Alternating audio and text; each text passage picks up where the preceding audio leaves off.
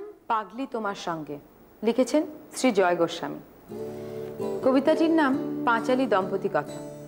সেটা থেকে কিছু অংশ পড়ে শোনাচ্ছি। পাগলি তোমার সঙ্গে ভয়াবহ জীবন কাটাবো, পাগলি তোমার সঙ্গে ধুলোবালি কাটাবো জীবন। এর চোখে ধাঁধা করব, ওর জল করে দেব কাদা। পাগলি তোমার সঙ্গে ঢেউ খেলতে যাবো দু কদম। পাগলি তোমার সঙ্গে ঝোল ভাত জীবন কাটাবো, পাগলি তোমার সঙ্গে মাংস রুটি কাটাবো জীবন। পাগলি তোমার সঙ্গে নিরক্ষর জীবন কাটাবো, পাগলি তোমার সঙ্গে 4 অক্ষর কাটাবো জীবন। পাগলি তোমার সঙ্গে বাবুঘাট জীবন কাটাবো, পাগলি তোমার সঙ্গে দেশপ্রিয় কাটাবো জীবন। পাগলি তোমার সঙ্গে সদাসত্য জীবন কাটাবো, পাগলি তোমার সঙ্গে কি মিথ্যুক কাটাবো জীবন। পাগলি তোমার সঙ্গে পাপ বিদ্ধ জীবন কাটাবো, পাগলি তোমার সঙ্গে ধর্ম মতে কাটাবো জীবন। পাগলি তোমার সঙ্গে পূজাবিধি জীবন কাটাবো, পাগলি তোমার সঙ্গে মধুবেলা কাটাবো জীবন। সন্ধেবেলা ঝগড়া হবে, হবে 2 বিছানা আলাদা। হপ্তা হপ্তা কথা বন্ধ, মধ্যরাতে আচমকা মিলন। পাগলি তোমার সঙ্গে ব্রহ্মচারী জীবন কাটাবো, পাগলি তোমার সঙ্গে আদম ঈদ কাটাবো জীবন। কি অসাধারণ প্রেমের অভিব্যক্তি, তাই না? চলুন শুরু করছি আজকের নারী।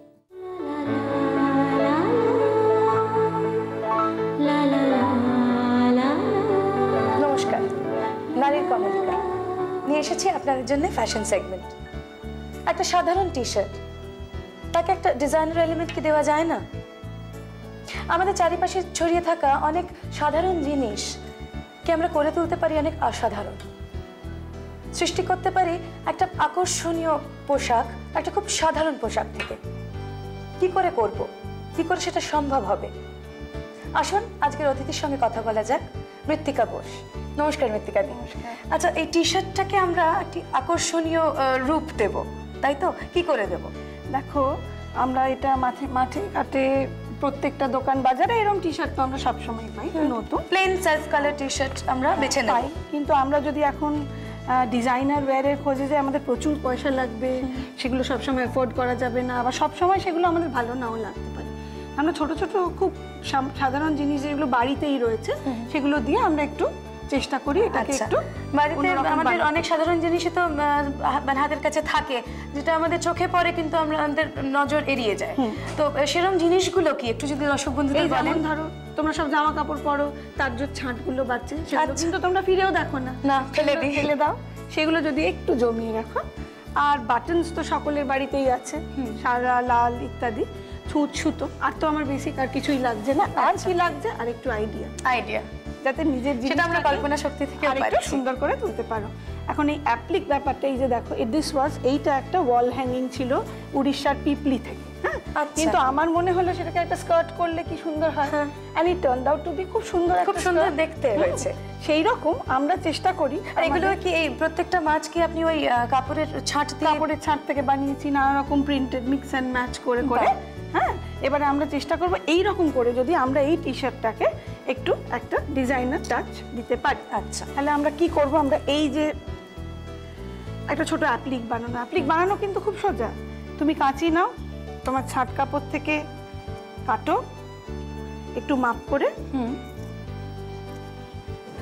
আর এটা কাটাটাও যে কোনো আকারে আমরা কাটতে পারি, ফিক্স যে কোনো শেপ, জিওমেট্রিক্যাল কোনো শেপ দিতে হবে না, কোনো মানে নেই। এবার কাটলে তাহলে আমরা কি তৈরি করতে চাই একবার ভেবে নিই। আচ্ছা, আজকে আমার শাড়িতে কি আছে বলো তো? মাছ। তা আমার মাথায় এসে গেল, তাহলে আমরা মাছ বানাতে পারি নিশ্চয়ই। তাহলে আমরা কি করব? এই ছাঁট কাপড়টা আমরা কেটেছি, এটাকে আমরা প্রথমে একটা অ্যাপ্লিক বানানো কিন্তু খুব সহজ। আচ্ছা, তুমি কি করবে? একটা চৌকো করে কাটলে যে কোনো কাপড়, আর প্লেন একটা রান সুতো দিয়ে তুমি। এটা কি ঠিক যে আমরা অনেক সময় শুনি অ্যাপ্লিক করার জন্য মোটা কাপড় বা কোনো থিক ম্যাটেরিয়ালটাই নিতে হয়? হলে সুবিধা, কিন্তু না হলেও স্টিচের জন্য যায় না। হ্যাঁ, যাতে তোমার স্টিফনেসটা থাকে। এবার তুমি কি করলে? আমরা প্লেন রান স্টিচ দিয়ে, ধরো তোমার বিশেষ কিছু একটা সেলাই জানারও কোনো প্রয়োজন নেই। তুমি এটা করে what you are doing is বাইরে থেকে সেলাই করে, তারপরে যেরকম বালিশের বার হয় সেরকম করে তুমি টার্ন করে নিচ্ছ। আচ্ছা, উল্টো করে কেমন? এবার টার্ন করার পরে দেখো, তুমি বাইরে থেকে যদি সেলাই করো তখন তোমার একটা চৌকো জিনিস তৈরি হয়েছে। কেমন? এটা হলো। দর্শক বন্ধুদের একটু দেখাই। করা খুবই সহজ, মানে খুবই সেরকম তো সহজ, কিছু মনে হলো কিছু না। জানতে হবে না। আচ্ছা এইবারে তুমি মাছের লেজ বানাবে, তুমি ঠিক সিমিলারলি এটা কেটে নিয়ে একটা মাছের লেজ বানালে, আর সেটা উল্টো করে দিলাম, সেটা প্রথম উল্টো রান করে স্টিচ দিলে। দিলাম এবং সেটাকে উল্টো করে এই আকারটা পেলাম, তাই তো? Exactly, হ্যাঁ। তারপরে তুমি কি করলে, তারপরে তুমি এইটাকে এখানে বসালে। এবারে এটা সিম্পল হেম করে তুমি এটাকে এখানে অ্যাটাচ করতে শুরু করো। আচ্ছা, আমার মনে হয় দর্শক বন্ধুদের একটু দেখানো দরকার কিভাবে অ্যাপ্লিকটা আপনি ফিক্স করছেন টি শার্টে।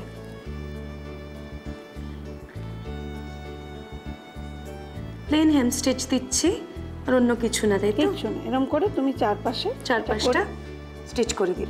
আচ্ছা এটা এখানে বসলো, এবং তার নিচে আমরা কি বসাবো, আমাদের সেই লেজ কোথায় গেল মাছের, এই তো। এবার সেই লেজ আমরা বসাবো মাছের নিচে।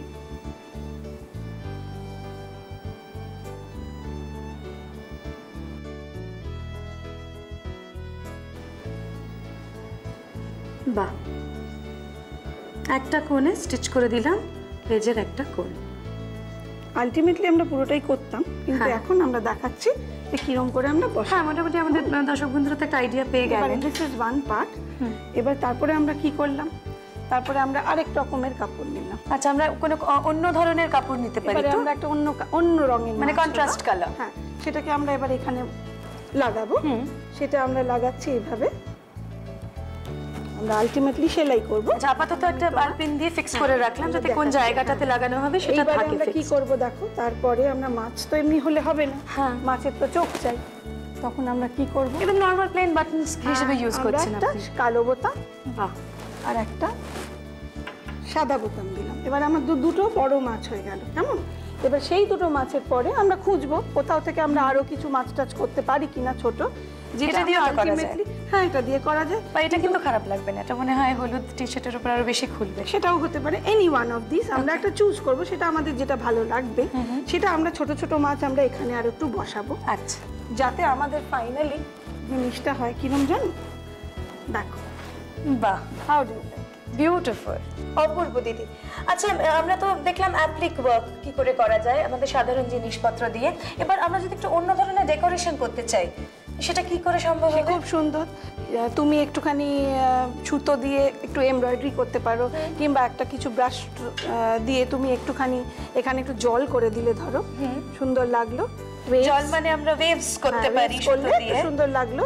তারপরে একটু জলের গাছ তুমি যদি একটু এঁকে দাও এখানে একটুখানি, স্প্রে পেইন্টিং করে গাছের পাতাগুলো করতে পারি, খুব সুন্দর লাগবে। কিংবা ধরো একটা তোমার এরকম ছোট্ট একটা থিমের মধ্যে, এটার মধ্যে একটা জলের ফুল, ভালো লাগছে দেখতে, একটা পুরো অ্যাকোয়াটিক তোমার একটা পরিবেশ তৈরি হলো।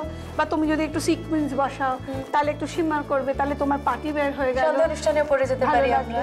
সো একটা জিনিস থেকে তুমি বানিয়ে তুললে একটা ডিজাইনার ওয়্যার, একটা পার্টি ওয়্যার। আর সার্থকতাটা কোথায়, আমার মনে হয় সাধারণ জিনিস থেকে একটা পার্টি ওয়্যার বা সান্ধ্য অনুষ্ঠানের পোশাক আমরা বানিয়ে ফেললাম। তোমার পকেটেও টান পড়লো না, আর সবাই তোমার দিকে তাকিয়েও রইলো, একেবারে ইউনিক বলে। সুন্দর ইউনিক কনসেপ্ট আমি বলবো। অনেক অনেক ধন্যবাদ। কেমন লাগলো আমাদের এই ফ্যাশন সেগমেন্ট? ভালো না? এই ফ্যাশন সেগমেন্ট কেমন লাগলো আমাদের লিখে পাঠান।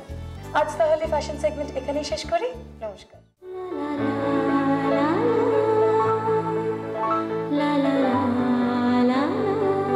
নমস্কার, নারীর স্বাস্থ্য বিভাগ নিয়ে আবার এসে গেছি আপনাদের সামনে। আমরা আগে আপনাদের কথা একদিন বলেছিলাম যে যেদিন আমরা কসমেটিক সার্জারি নিয়ে আলোচনা করেছিলাম, যে আবার আমরা একদিন কিন্তু এই সাবজেক্ট নিয়ে আপনাদের সামনে আসব। তো যথারীতি কথা রেখেছি, এসে গেছি এবং আমাদের সঙ্গে আবার আছেন বিশিষ্ট plastic surgeon doctor Samir Banerjee. নমস্কার ডক্টর ব্যানার্জি। আচ্ছা ডক্টর ব্যানার্জি, আগের দিন বোধহয় আমরা দুটো ছেড়ে গেছিলাম, একটা হচ্ছে ব্রেস্ট আর লাইপোসাকশন। তো আজকে আমরা ওটা নিয়ে আলোচনা করা যায়। তো ব্রেস্ট নিয়ে আপনি যদি একটু কিছু বলেন।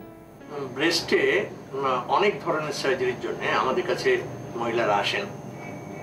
একটা হচ্ছে ব্রেস্ট খুব ছোট, বড় করতে হবে। আরেকটা হচ্ছে ব্রেস্ট খুব বড়, তাকে ছোট করতে হবে। আরেকটা হচ্ছে বয়সের সঙ্গে বা প্রেগন্যান্সির পরে ব্রেস্টটা শুকিয়ে গেছে বা ঝুলে পড়েছে বেশি, সেটাকে শেপ করতে হবে। এবং সবচেয়ে শেষে ক্যান্সার ব্রেস্টে একটা ব্রেস্ট বাদ দেওয়া হয়েছে, সেই ব্রেস্টটাকে রিকনস্ট্রাক্ট করে দিতে হবে। তো প্রথমেই আমরা বলি অগমেন্টেশন, মানে ব্রেস্ট বড় করা। আমাদের ব্রেস্ট বড় করতে দু ধরনের পেশেন্ট আসে। একটা হচ্ছে সত্যি তাদের ব্রেস্ট মানে নর্মালি ছোট, ভীষণ ছোট, এবং এত ছোট যে তারা বাইরে বেরোতে পারছেন না বা বিয়ে থার অসুবিধে এই ধরনের। প্রথমে বলে রাখি, এই যে ব্রেস্ট ছোটকে বড় করা কোনো ওষুধে হয় না, পৃথিবীতে কোনো ওষুধ এখনো বেরোয়নি। এবং যেসব মালিশ টালিশ অয়েন্টমেন্ট বাজারে অ্যাডভার্টাইজ করা হয়, কোনো জিনিসে কোনো কাজ হয় না। আচ্ছা, এটা অনলি সার্জারি দিয়ে করা যায়, তা না হলে হবে না। যাই হোক, এই এতে দুরকম পেশেন্ট আসে বললাম। একটা হচ্ছে যে মাইক্রোম্যাস্টিয়া, মানে তাদের ব্রেস্ট সত্যি ছোট। আরেকটা হচ্ছে মডেল এবং অ্যাক্ট্রেসরা ব্রেস্টে বড় করান for their shaping of the body. তার কারণ ইউজুয়ালি এরা তো খুব রোগা হন, এবং রোগা হন মানে ব্রেস্টটাও কম্পারেটিভলি ছোট হয়। এরা ব্রেস্টটাকে একটু বড় না করতে পারলে বডির শেপটা অত সুন্দর প্রফেশনালি আসে না, সেই জন্যে এরা ব্রেস্টটাকে বড় করান। তো ব্রেস্টটা আমরা বড় করলে ব্রেস্টের ভেতর সিলিকন প্রস্থেসিস দিয়ে ব্রেস্টকে বড় করে দেওয়া হয়। আর ছোট করতে গেলে? ছোট করতে গেলে কেটে ছোট করতে হয়। আমরা ছোট করার ব্যাপারটা পরে আসবো। আপনি এই ছবিটা যদি দেখেন তো তাহলে দেখবেন যে এই মেয়েটির 18-19 বছরের মেয়ে, ব্রেস্টটা এত ছোট যে বিভিন্ন রকম psychological problem, familial problem, social problem, তার জন্য এর ব্রেস্টটা সিয়ালেস্টিক প্রসেসিস দিয়ে বড় করা হয়েছে। আচ্ছা, এগুলোতে কিরকম খরচ পড়ে? প্রসেসিসের দামটাই অনেক। প্রসেসিসের দাম এখন একটা পেয়ার প্রসেসিস 20 থেকে 45,000। আচ্ছা, একটা আমাকে সাধারণ প্রশ্ন যাচ্ছে, যেটা হচ্ছে আপনি যেটা বললেন যে প্রেগন্যান্সির পর যদি কোনো ব্রেস্ট অপারেট করা হয়, মানে কসমেটিক সার্জারি করা হয়, তারপর আবার মহিলা প্রেগন্যান্ট হলেন, ইন দ্যাট কেস সেই ব্রেস্টে কি দুধ আসার সম্ভাবনা আছে? না, ব্রেস্টের দুধ আসা সম্পর্কে প্রথম কথা বলি, ব্রেস্ট ইজ সো সেন্সিটিভ যে ব্রেস্টে যে কোনো সার্জারি করা হোক না কেন, ইভেন সবচেয়ে কম ব্রেস্টের ভেতর ইনভলভমেন্ট হয় আমাদের অগমেন্টেশনে, মানে ব্রেস্ট যখন বড় করা হয়। ব্রেস্ট যখন বড় করা হয় ইদানিংকালে, আগে ব্রেস্টের তলায় দেওয়া হতো প্রস্থেসিসটা, ইদানিংকালে মাসলের তলায় চলে যাওয়া হয়, ব্রেস্টকে টাচই করা হয় না। তা সত্ত্বেও ব্রেস্ট এত সেন্সিটিভ যে অনেক পেশেন্টের দেখা যায় যে তাদের প্রেগন্যান্সির পর বা চাইল্ড বার্থের পর বুকে দুধ আসছে না। এটা সারা পৃথিবীতে, সেটা আগে থেকে পেশেন্টদের ওয়ার্ন করে দেওয়া হয় যে তোমার বুকে কখনো আর দুধ না আসতে পারে। আর ব্রেস্ট রিডাকশনে, ব্রেস্ট টোসিস মানে ব্রেস্ট যেটা ঝুলে গেছে উঁচু করতে হবে, বা ব্রেস্ট রিকনস্ট্রাকশন আফটার ক্যান্সার, এখানে তো দুধ আসার কোনো সম্ভাবনাই নেই। আচ্ছা ডক্টর বানি, ব্রেস্ট রিডাকশনের ব্যাপারে একটু আলোচনা করুন। ব্রেস্ট রিডাকশনের ব্যাপারে হচ্ছে যে ব্রেস্টটা খুব বড়, তাকে একটা শেপ করে ছোট করে দিতে হবে। বিদেশে এটা অনেক সময় কসমেটিক্স হিসেবে করা হয়, যে ব্রেস্টটা আমার বড় ভালো লাগছে না, দেখতে ভালো লাগছে না, সেই জন্য করলাম। কিন্তু সত্যি ব্রেস্ট যদি এমন একটা ম্যাক্রোম্যাস্টিয়া বলে জিনিস আছে যে এত বড় হয়, যেমন এই ছবিটা দেখুন, এটা একটা 13 বছরের মেয়ে, 13 বছরের মেয়ের এত বড় ব্রেস্ট যে সে মেয়েটির প্রথম এতে পিঠে ব্যথা আরম্ভ হয়, সাংঘাতিক পিঠে ব্যথা আরম্ভ হয় ব্রেস্টের ওয়েটটাকে ক্যারি করার জন্য। এবং ইভেন রাত্রে ঘুমোবার সময় যদি এক সাইড থেকে আরেক সাইডে টার্ন করে, তো ওই যে ব্রেস্টটা সুইং করে, তাইতে মানে আটকে উঠে পড়ে এইরকম। সুতরাং এর করতে হয়েছে, এবং করলে আপনারা দেখতে পাচ্ছেন যে কি রেজাল্ট এসছে। কিন্তু এর সাইড এফেক্টস এর ওই যা কমন সাইড এফেক্টস, ইনফেকশন হতে পারে, হেমারেজ হতে পারে, খানিকটা নেক্রোসিস হতে পারে, খানিকটা শেপ ডিফর্মড হয়ে যেতে পারে, এসবগুলো আছে, কিন্তু আদারওয়াইজ সেরকম বড় সাইড এফেক্ট। তো ডক্টর বাইদি, বিইং এ ডক্টর, আপনি কি বলবেন আমাদের দর্শকদের, কসমেটিক সার্জারি ব্রেস্টে করা কি উচিত না উচিত না? হ্যাঁ, নিশ্চয়ই। যেমন সব আসছে সেরকম ব্রেস্টেও আসছে। যেমন ক্যান্সারে ব্রেস্টটা বাদ দেওয়া হয়েছে। ক্যান্সারে ব্রেস্টে বাদ দেওয়া হয়েছে, একজন বলছে যে আমি আজকের যুগে থেকে কেন আমার একটা ব্রেস্ট থাকবে না, আমার একটা ব্রেস্ট তৈরি করে দেওয়া হবে। আমরা তৈরি করে দিচ্ছি। এইখানে একটা কন্ট্রোভার্সি শুধু আছে যে কখন করা হবে। আইডিয়ালি 6 মাস অন্তত ওয়েট করা উচিত, যে তার আর কোথাও রেকারেন্স হচ্ছে না ক্যান্সারের, সেটা দেখে করা উচিত। কিন্তু আবার একটা নতুন ওয়েভ উঠেছে যে why you should wait for 6 months. আমাদের এখন হয়েছে, এখনই বলুন না, আমরা 6 মাস কেন অপেক্ষা করব? আচ্ছা, আর আমরা এবার লাইপোসাকশনে চলে যাই। লাইপোসাকশনটা কি যদি একটু বুঝিয়ে বলেন। লাইপোসাকশন হচ্ছে শরীরের ফ্যাট সাক করে বার করে নেওয়া। একটা লম্বা নল থাকে এবং সেটা ছোট্ট ফুটো করে ভেতরে ঢুকিয়ে দেওয়া হয়, ঢুকিয়ে দিয়ে তার সঙ্গে একটা সাকশন মেশিন ফিট করা থাকে এবং সেই ফ্যাটটাকে ওটা এমন ভাবে মুভমেন্ট করানো হয় যে ফ্যাটটা গলে যায়, গলে গিয়ে ও দিয়ে বেরিয়ে বেরিয়ে আসে। আচ্ছা, এটা প্লাস্টিক সার্জারির মধ্যে পড়ে? আচ্ছা, কসমেটিক সার্জারির মধ্যে। হ্যাঁ, তো এটা যে ফ্যাটটা বেরিয়ে এলো, তারপর আবার রিঅকার তো করতে পারে ফ্যাট?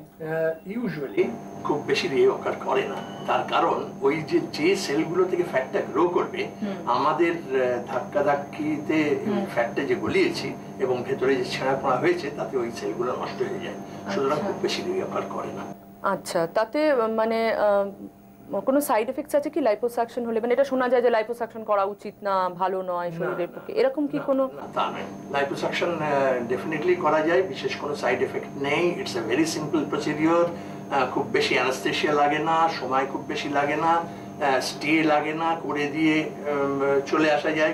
আজকে করে গেলাম 2 ঘন্টা বাদে 3 ঘন্টা বাদে চলে গেলাম, এরকম করা যায়। কিন্তু একটা কথা আমার বলার আছে। প্রথমেই বলি যে লাইপোসাকশন সবচেয়ে বেশি করা হয় পেটে, পেটে সবচেয়ে বেশি করা হয় এবং আমাদের দেশে লাইপোসাকশন মহিলারা সব পেটে করান।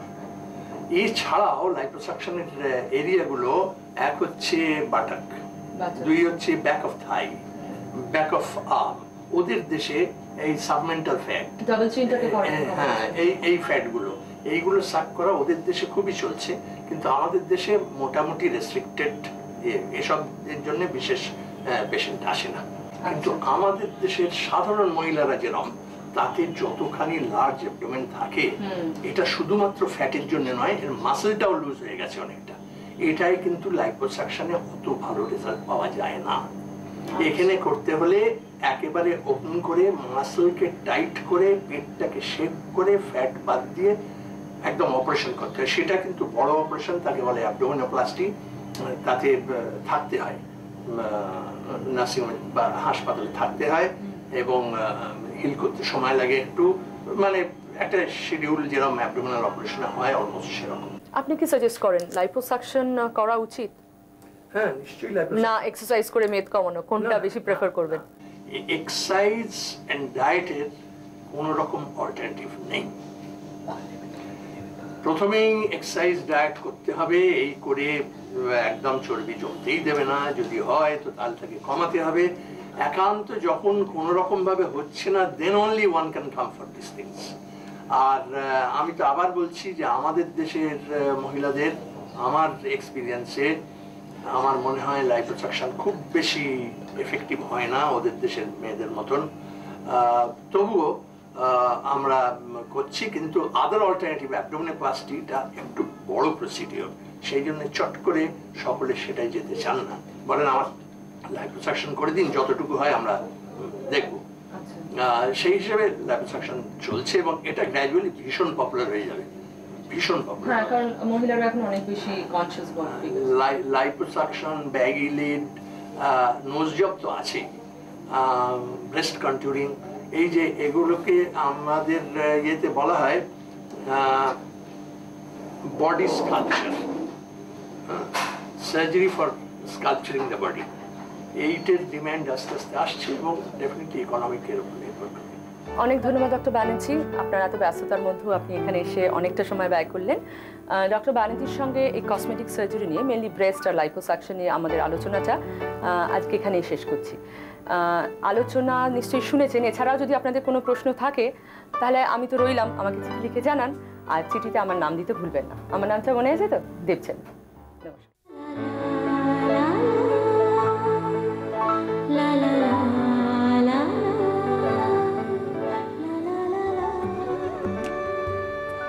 নমস্কার, আমি কাঞ্চনা। আজকের জীবন নাকি ব্যস্ত, আজকে নাকি মানুষের কাছে সময় নেই নিজেদের জন্য। আমি কিন্তু এটা মানি না, কারণ আজকে আমাদের হাতে এমন অনেক কিছু চলে এসছে যার মাধ্যমে আমরা আমাদের নিজেদের জন্য সময় তো বার করতে পারি, তার সঙ্গে সঙ্গে আমাদের জীবনযাত্রাকে অনেক সহজ, সরল আর সুন্দর করে তুলতে পারি। তাই আজকে আমি চলে এসেছি বালিগঞ্জ ফাঁড়ির স্যামসাং ডিজিটাল হোমে। সেখানে দেখব যে সামান্য সামান্য জিনিস দিয়ে বাড়িতে নিজেদের জীবনযাত্রাকে আরও কতটা সুন্দর করে তোলা যায়। যেমন ধরুন microwave, fridge, TV, washing machine. আসুন তাহলে আমাদের সঙ্গে দেখতে থাকুন।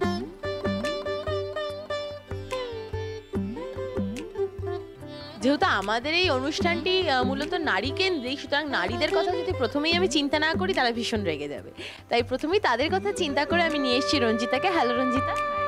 আচ্ছা রঞ্জিতা, এখানে যেমন আমি দেখছি যে মহিলারা যারা প্রত্যেকদিন কাজ করেন, হাউসওয়াইফ থেকে শুরু করে বাইরের যে মহিলারা কাজ করতে যান, তাদের জন্য আজকাল দুটো তিনটে জিনিস ভীষণ মানে দরকারি হয়ে পড়েছে, যেটা হচ্ছে মাইক্রোওয়েভ, একটা ওয়াশিং মেশিন আর একটা ফ্রিজ। হ্যাঁ, তো মানে ফ্রিজে যেমন ধরো মাইক্রোওয়েভে কিছু রান্না করলে ফ্রিজে 2-3 দিনের জন্য স্টোর করে রাখলে ইটস নো প্রবলেম। আচ্ছা আর ওয়াশিং মেশিন তো চাই, মানে আজকাল কাজের লোকের এত ঝামেলা। হ্যাঁ প্রচণ্ড, আর তাই জন্যে খুব স্যামসাং এখন খুব ভালো প্রোডাক্টও বানিয়েছে, খুব ভালো জিনিসপত্রগুলো বানিয়েছে। যেমন স্যামসাং এর ফ্রিজটাই দেখতে পাচ্ছেন। হ্যাঁ, এটা একটু আমরা দেখি। হ্যাঁ, একসঙ্গে মিলে আমাদের ডিসপ্লে। স্যামসাং এর ফ্রিজটা with mirror, with water filter, with ice mode. মানে আলাদা করে আমাকে আইসের জন্য কিছু করতে হচ্ছে না, মানে জলও আমি ফ্রিজটা খুলতে হচ্ছে না, আমার জলটা আমি গ্লাসটা লাগালেই আমি জল পেয়ে যাচ্ছি। প্লাস আইসের জন্য আমি এটা প্রেস করলেও আমার কিউবড আইস আমি চাইছি তো কিউবড আইস, ক্রাশড আইস চাইছি তো ক্রাশড আইস। প্লাস আমি খুলে দেখাতে চাইছি, এটা হচ্ছে আমাদের রেফ্রিজারেটর পার্ট আর এটা হচ্ছে আমাদের ফ্রিজের পার্ট। আচ্ছা, এইখানে যেমন আমি মাইক্রোওয়েভটায় চলে আসছি। এই মাইক্রোওয়েভ আমাদের মহিলাদের রান্নাঘরের জন্য এখন ভীষণ দরকারি হয়ে পড়েছে। তো এই মাইক্রোওয়েভটা প্রথমত অনেক মহিলারা আছেন যারা মাইক্রোওয়েভ ইউজ করেন না বা মানে করার অভ্যাস নেই। তো তুমি প্রথমে আমাদের বলো যে মাইক্রোওয়েভ ইউজ করার প্রয়োজনীয়তাটা কোথায় আজকের জীবনে, এবং তোমাদের মাইক্রোওয়েভ সেক্ষেত্রে কতটা সুবিধা দিচ্ছে। ওকে, এই মানে আমাদের মানে মাইক্রোওয়েভ ডেলি লাইফের জন্য মাইক্রোওয়েভ খুব দরকার। কেননা সবাই এখন very much busy with their life, very much busy, কারোর কাছে অতটা সময়ও নেই। তো তাই জন্যে আমরা বলবো মাইক্রোওয়েভ এখন সবাইকার ঘরে ঘরে থাকা উচিত। আর প্লাস স্যামসাংয়ের মাইক্রোওয়েভ আমি বলবো দরকার, খুবই দরকার। Why? Because it is have a bioceramic coating which is rust and scratch proof, plus heat proof, plus খাবারের যে নিউট্রিশনটা থাকে সেটা প্রিজার্ভ করে রাখে, যেটা বাইরে বেরোতে দেয় না। আর রিসেন্টলি গ্র্যান্ডে আমাদের একটা সেমিনার ছিল, যেটা ডক্টর সেমিনার ছিল, ওখানে স্যামসাং আমাদের মানে স্যামসাং ছিল। only one brand was there which is Samsung, যেটা মাইক্রোওয়েভে দি বেস্ট ছিল। Why? Because Samsung has a biceramic coating in a microwave. এবার আমি চলে আসি ওয়াশিং মেশিন। এই ওয়াশিং মেশিনটা আমার মনে হয় দেখতেও যেমন সুন্দর, হ্যাঁ, আর তার সঙ্গে সঙ্গে আমার মনে হয় কাজেও ততটাই ভালো হবে। তাই অনেকটাই ভালো। এটা হচ্ছে front loading, tumble wash, plus এটার মধ্যে ইনবিল গিজার আছে, 24 ওয়াশ প্রোগ্রামস আছে, মানে অনেকটাই ভালো। মানে আমি অন করে আমি বেরিয়ে চলে গেলাম, ওটার জন্য কোনো প্রবলেম হবে না। ও নিজে অন হয়ে নিজে স্টপ হয়ে সব কিছু নিজেই কাজ করে দেবে। Automatic, fully automatic plus fuzzy logic. আজকের ব্যস্ততম দিনে রঞ্জিতা যেটা মনে হয় যে সবার হাতে একটা করে মোবাইল দেখা যাচ্ছে, হাউসওয়াইফ পর্যন্ত মোবাইল ক্যারি করছে। কখন বাচ্চাকে স্কুলে দিতে যাবে, কখন নিতে যাবে, তারপরে বাড়ির স্কুলে মানে স্কুল থেকে কখন কোচিং থেকে আনতে যাবে, মানে সব কিছু জন্য, বাজার থেকে শুরু করে সব কিছুর জন্য দরকার। আর অফিস গোয়িংদের তো দরকার। তো তোমাদের এখানে স্যামসাং কি ধরনের অফার দিচ্ছে মোবাইল সেটের? মোবাইল সেটের ওপরে তো অনেক কম দামে আমাদের এখানে পাওয়া যায়। আমরা এটা সবাইকার ধারণা কি এক্সক্লুসিভ শোরুমে এমআরপিতে বিক্রি হয়, মানে মার্কেট রিটেল প্রাইসে বিক্রি হয়, কিন্তু এটা নয়। মার্কেট রিটেল প্রাইস তো আছেই, প্লাস আমরা ডিসকাউন্ট রেটেও আমরা বিক্রি করি। প্লাস এটা এখন নতুন যেটা C100 বলে একটা মোবাইল বেরিয়েছে, এটার দাম হচ্ছে 8,900 টাকা। আমরা ডিসকাউন্টেড রেটেই বিক্রি করছি এটা 8,900 টাকা দিয়ে। এটা হচ্ছে with colour monitor, everything, with triband, EMS, MMS সব আছে। প্লাস এইগুলো আমাদের তো হায়ার রেঞ্জ তো আছেই। এটার ওগুলো তো যত রকমের পিকচার মেসেজ, মেসেজ তো সবকটা মোবাইলসেই আছে। এখন যেটা বলছে ক্যামেরা, মোবাইল উইথ ক্যামেরা, এইটা আমাদের আছে V200 বলে। ইটস 180 ডিগ্রি মানে 180 ডিগ্রিতে ছবি তোলা যায়। নিজের ছবি তো আরামসেই তোলা যায়, প্লাস অন্যদের ছবি তো ভালোভাবেই তোলা যায়। অ্যান্ড ইটস মানে খুব ভালো স্লিক সেট। এই ধরনের সেটসগুলোর কত এমআরপি আছে? এমআরপি তো অনেকটাই আছে। আমরা যেটা বিক্রি করি হচ্ছে 25,200।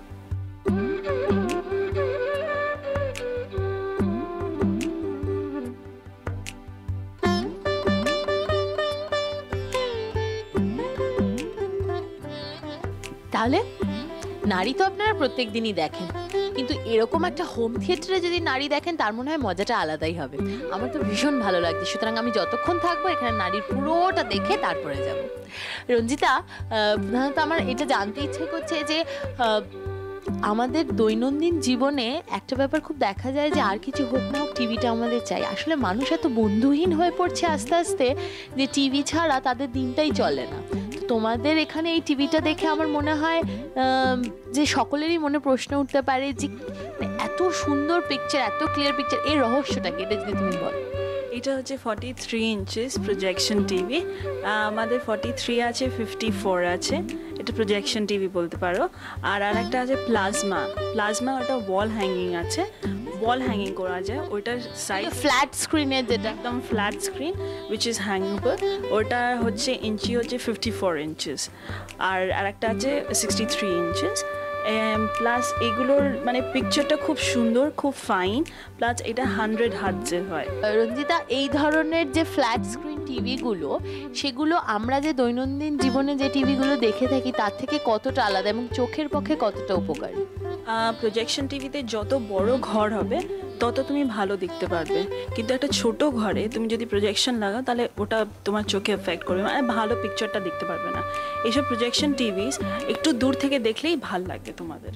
আচ্ছা, হোম থিয়েটার কথাটা আজকাল প্রায়ই শোনা যায়। এই হোম থিয়েটার ব্যাপারটা যদি তুমি একটু ক্লিয়ার করে দাও।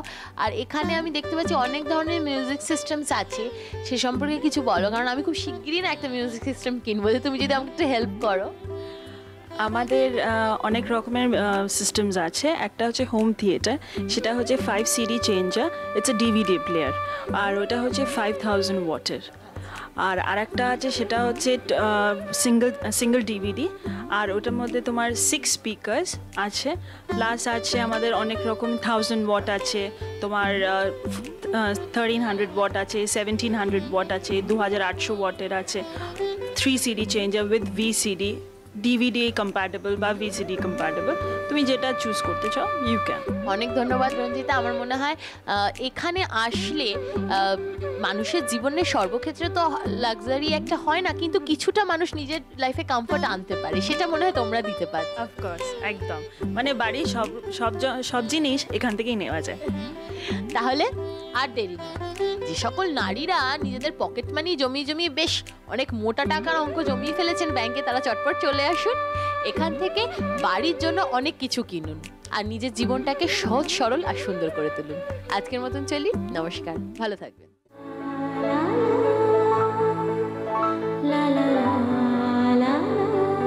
করেছেন কি আপনারা? আপনাদের তো এত রেসিপি আমরা পাচ্ছি, আমাদের কি মুশকিল হয়েছে জানেন? এর মধ্যে থেকে মানে কোন রেসিপিটাকে যে আমরা সেরা রেসিপি হিসেবে বেছে নেব আমরা বুঝতে পারছি।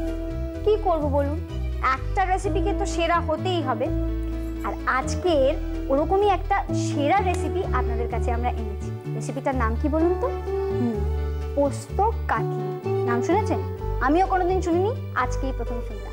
আর সেটা শুনলাম মহসিনাদির কাছ থেকে, মহসিনা চৌধুরী। উনি আমাদের আজকের সেরা রেসিপি প্রেরক। আচ্ছা মহসিনাদি, তুমি আগে প্রথমে আমাদের বলো যে এই রকম নামটা কেন, পোস্ত কাটলি? আসলে একসময় আমি মহারাষ্ট্রতে ছিলাম। আচ্ছা। তো বেসিক্যালি ওরা তখন এইসব বরফি টরফি ধরনের জিনিসকে কাতলি বলে। আচ্ছা। তখন আমি আমাদের তখন বাংলার জিনিস, মানে এটা ওখানকার নাম বলা যেতে পারে, তাই না? মানে বেসিক্যালি ওরা ইউজ করে এরকম আচ্ছা নাম। আচ্ছা, পোস্ত কাটলি। আচ্ছা, পোস্ত কাটলি করতে কি কি লাগছে বলে দাও একবার। সবার প্রথম পোস্ত বাটা নিতে হবে। পোস্ত বাটা, পোস্ত নিয়ে বেটে নিতে হবে আমি ফাইন পেস্ট। আর দুধের পাউডার কিছুটা। দুধের পাউডার, হ্যাঁ। আচ্ছা। আর চিনি লাগছে। এটা কি? এটা দুধ। দুধ, হ্যাঁ। এমনি দুধও লাগছে, দুধের পাউডারও হ্যাঁ, লাগছে। ফ্রেশ দুধ।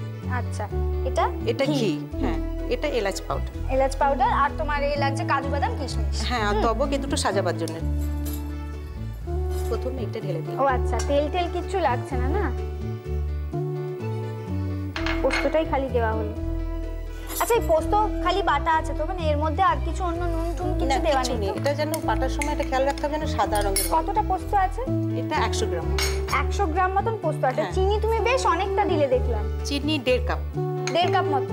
মানে কেউ যদি বেশি মিষ্টি খেতে চায় বেশি দিতে পারে। আচ্ছা, এটা একটু মিষ্টি মিষ্টি তার মানে হবে রান্নাটা, মানে চিনিটা অনেকটা বেশি লাগছে বলে বলছি। হ্যাঁ হ্যাঁ, মানে যদি কেউ বেশি মিষ্টি খেতে চায় আরো দিতে পারে, বা কম খেতে চায় একটু কম দিতে পারে, কিন্তু এটা খেয়াল রাখতে হবে একটু কম দিলে এটা কিন্তু বরফি জমবে না।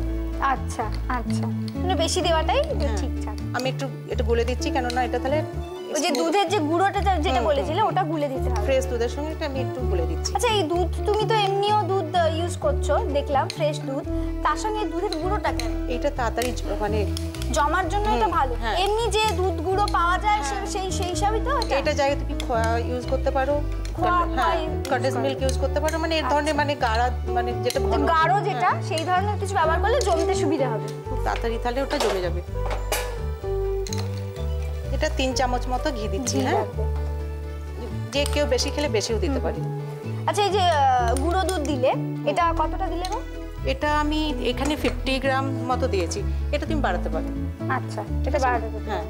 আচ্ছা, এর মধ্যে একটা তোমার কথা জিজ্ঞেস করি, অনেক কথাই জিজ্ঞেস করবো যদিও, সেটা হলো প্রথমেই জিজ্ঞেস করি যে তোমার নারীর রান্নাঘর কেমন লাগে? প্রচন্ড ভালো লাগে, খুব ভালো লাগে, খুব এডুকেটিভ, সব রকম জিনিস, মানে বিশেষ করে নারীর রান্নাঘরে তো আমি অনেক কিছু শিখলাম।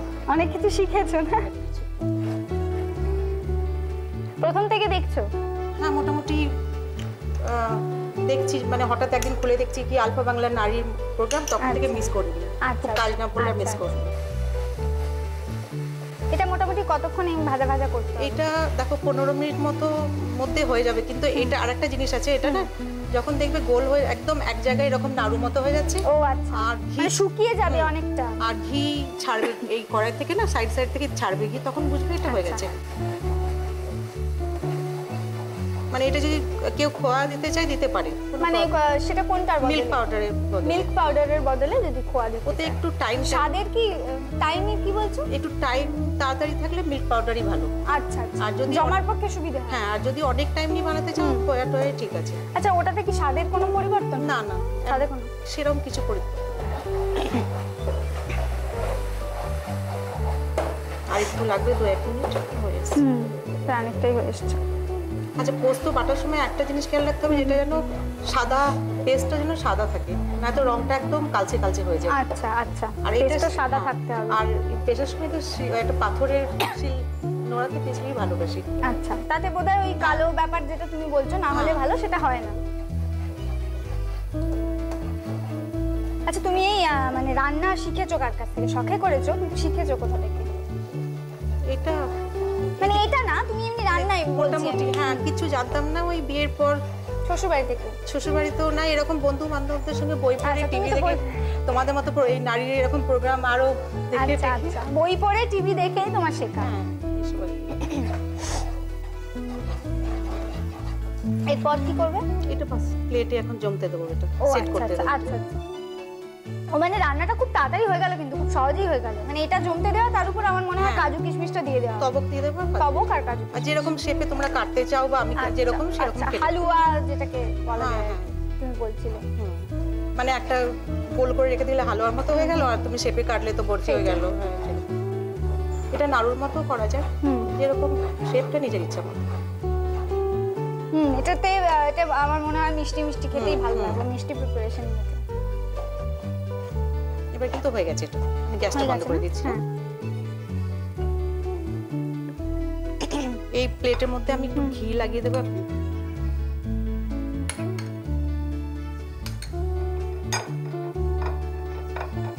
ঘিটা কেন দিচ্ছ?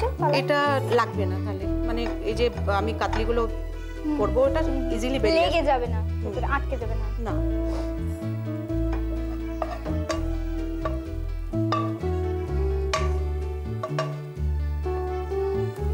এটা আমরা প্লেটে ঢালছি ঠিকই, কিন্তু আমার মনে হয় কোনো বাটি টাটি বা মানে শেপ আনার জন্য মানে অন্য- মোল্ড, হ্যাঁ কোনো হ্যাঁ। মোল্ড থাকলে দিতে পারো, কিন্তু প্লেটই নরমালি এটা দিলে ভালো। ভালো হয়।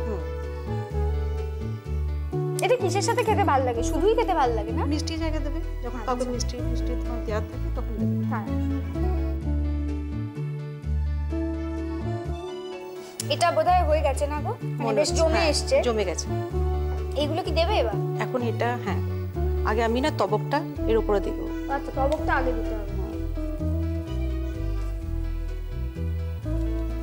এটা জাস্ট ওই দেখতে ভালো লাগার জন্য। এটা তোমার মানে যতটা দিতে চাও, কোনো এরকম ব্যাপার নেই।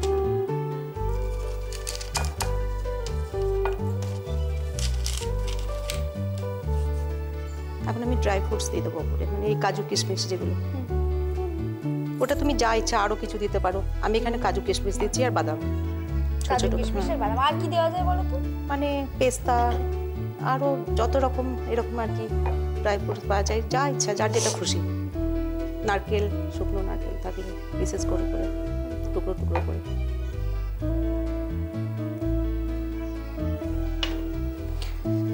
এখন তো মোটামুটি জমে গেছে না, আমি এখন এটাকে শেপ দিয়ে দিচ্ছি। পুরো জমে গেলে না এটা তখন আর কাটা যাবে না। আচ্ছা, শক্ত হয়ে যাবে ব্যাপারটা। হুম হুম।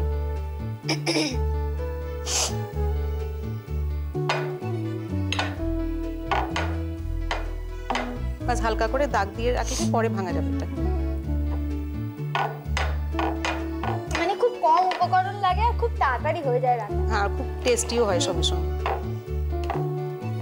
মিষ্টি হিসেবে খুব ভালো। হ্যাঁ, যেমন কাজু বরফি টরফি হয় ওর ধরনের টেস্ট আছে।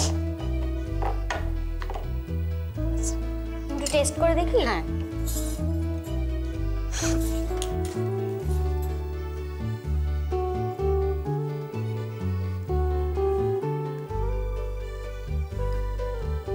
ভীষণ ভালো খেতে হয়েছে।